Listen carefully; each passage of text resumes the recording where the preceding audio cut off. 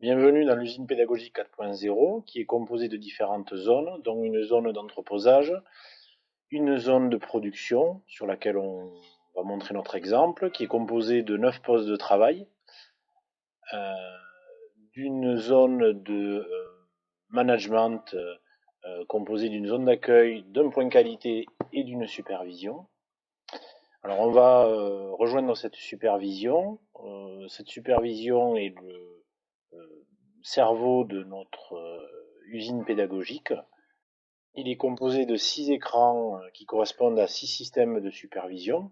On va avoir 3 de ces écrans pour illustrer l'interconnectivité de nos systèmes. Le premier est un logiciel de pilotage d'atelier qui permet d'affecter les tâches sur les postes de travail. Nous allons nous intéresser au poste C250 ou centre d'usinage.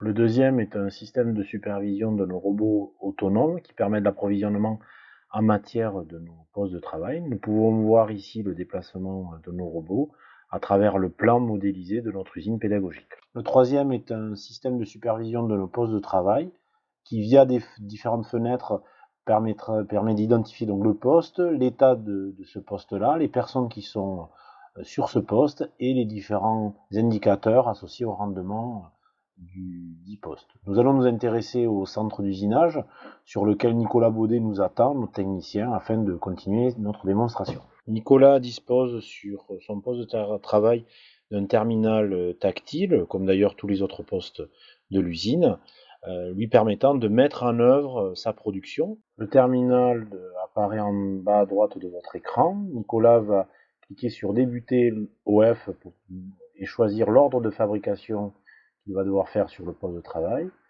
Automatiquement, au niveau du poste de supervision, apparaît l'information que Nicolas a démarré son ordre de fabrication.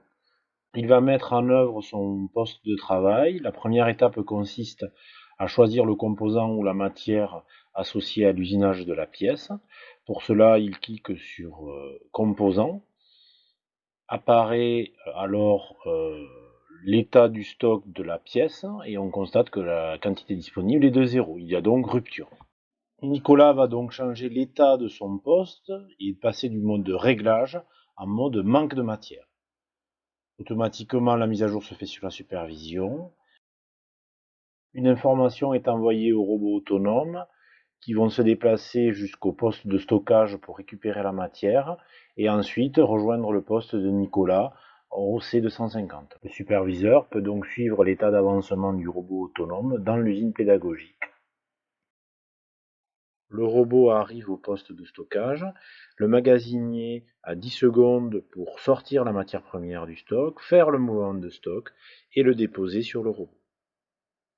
Le robot va ensuite se déplacer au poste C250 pour rejoindre Nicolas. Nicolas va récupérer la matière. Il clique sur composant.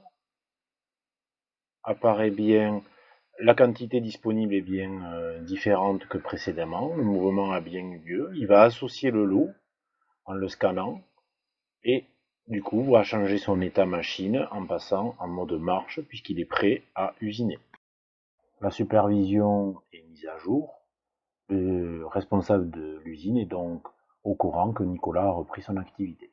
Voici un exemple d'interconnexion de système que nous mettons en évidence dans notre usine, dans lequel évoluent différents étudiants à différents niveaux d'études. Nous tenons à remercier le SON pour l'accompagnement dans la réalisation de cette vidéo, également l'équipe de techniciens qui nous accompagnent, Jacques Hamon, Philippe Perales et Nicolas Baudet qui a rejoint notre équipe.